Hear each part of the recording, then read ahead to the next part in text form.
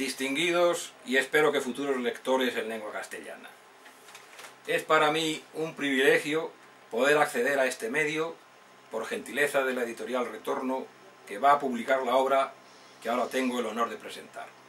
Teoría de las Españas. ¿Y qué son las Españas?, se preguntarán muchas personas. Estoy completamente seguro, queridos amigos, que si preguntáis, y sobre todo a la gente joven, ¿qué son las Españas?, os van a mirar con suma extrañeza. Sin embargo, este es un término histórico que se ha pronunciado y usado hasta bien entrado el siglo XVIII y aún durante el siglo XIX.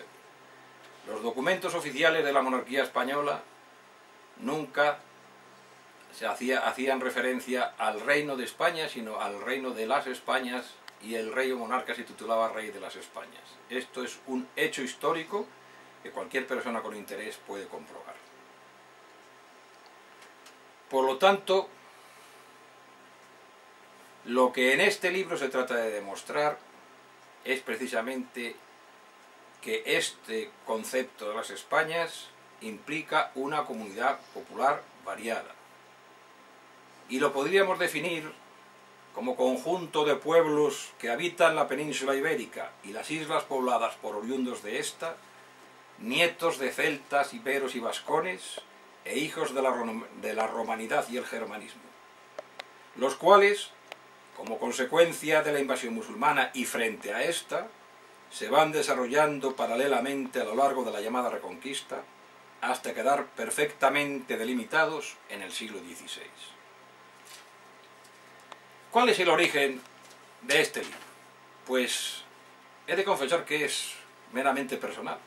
Yo comencé a escribir estas notas porque desde muy joven no me conformé con la historia que me contaban.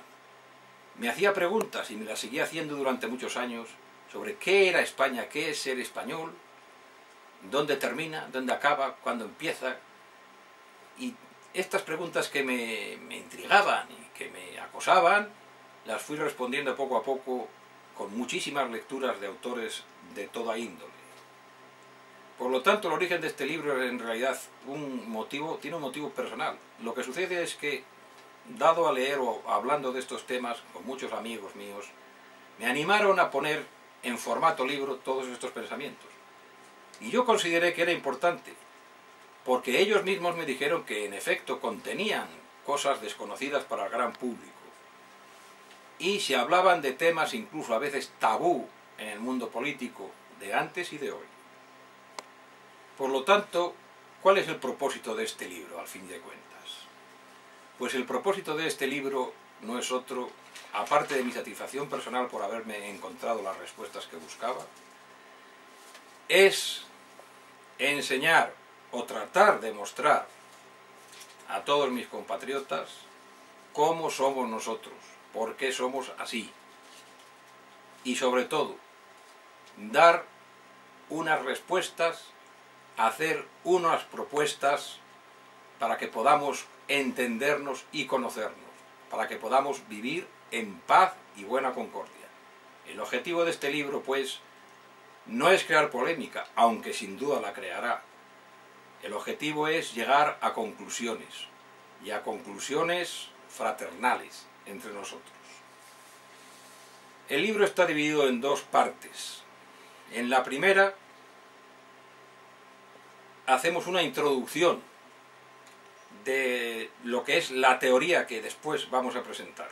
Y por lo tanto, llevamos a cabo una primera propuesta que casi podríamos considerar como revolucionaria, por lo menos muy renovadora. Vamos a usar también en este libro una nueva terminología política que puede extrañar al lector.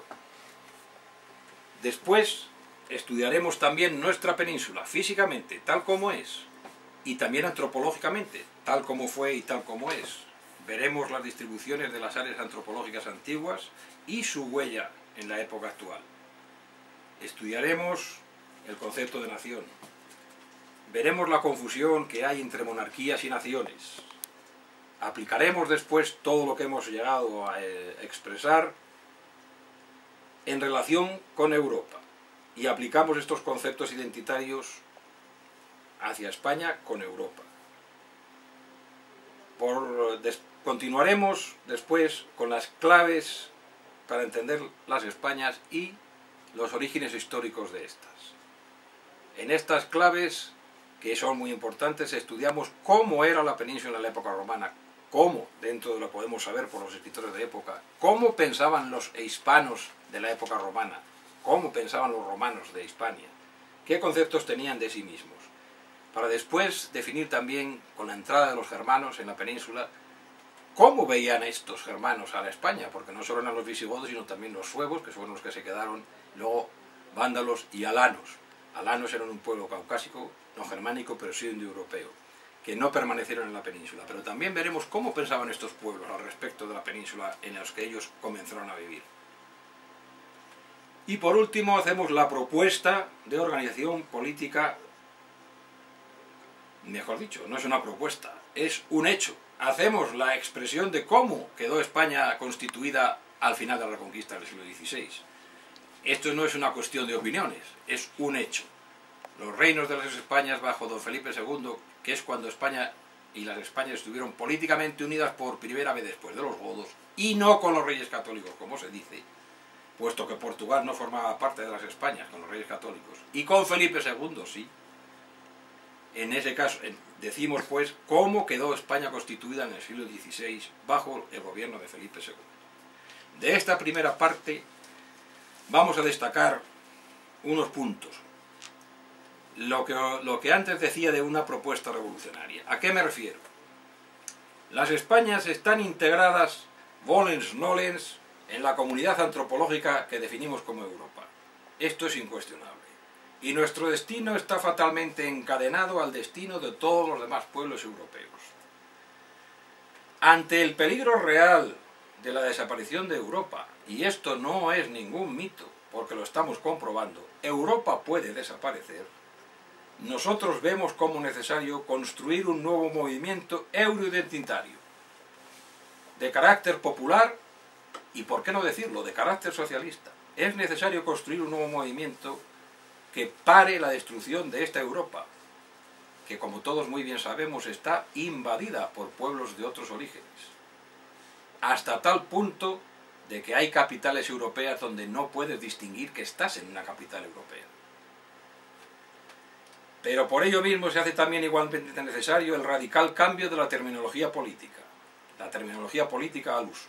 Nosotros ya vamos a dejar de usar los términos antiguos de los estados, este otro estado, y estamos proponiendo y proponemos una gran confederación que llamamos imperio, confederación imperial que agrupará toda Europa desde Vladivostok a Gibraltar. Y digo Vladivostok porque Siberia forma parte de Rusia y Rusia forma parte de Europa.